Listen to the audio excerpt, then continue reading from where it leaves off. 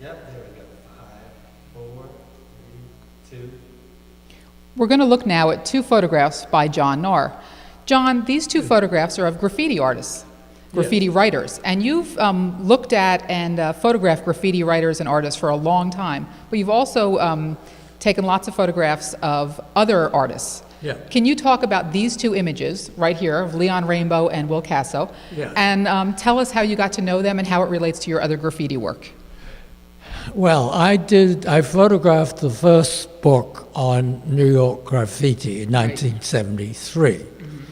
I was then a New York photographer living in Midtown Manhattan, and Trenton was very far away in my mind. I moved to Trenton 11 years ago, and I suppose my reputation came with me. Of course, I photographed a lot of things and people other than graffiti. Right. But the book I did was called The Face of Graffiti, became an iconic landmark in the history of graffiti.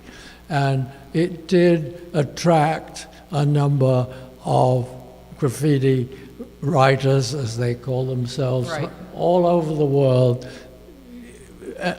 contacted me, and I became part of their kind of lifestyle history. So it was therefore natural that I would meet two then graffiti writers, Leon Rainbow at the top and Will Casso-Connery, both of whom are not only or were graffiti writers, but they are in their own right extremely top-level muralist artists. They are, absolutely, and both of them are here shown with other portraits of artists that you've taken, so they're shown connected both to the graffiti world and to the art world, which is a nice way to transition from what your early work to your contemporary work. Well, I think it's only fitting that they would be in the company of Andy Warhol, Henry Moore, Christo, other artists, perhaps in some ways more famous, whom I have photographed. Right, and Trenton Artisan. People can see not only their images here, but if you're in and around Trenton, you can see the works they've done. Exactly. In the community. Well, you can see Casso's work, and I think that's in West Trenton. I think it's not far from where he was born and brought up. And I think this is actually most likely a self-portrait of him when you look at the small young figure. And at least that's how I saw it, reach the world, touch the hood.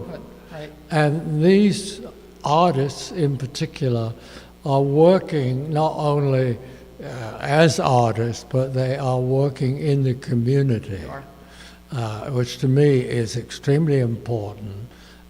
They both work with children, teaching children mural art and other art, because the basic graffiti writers never went to art school. No formal training at all.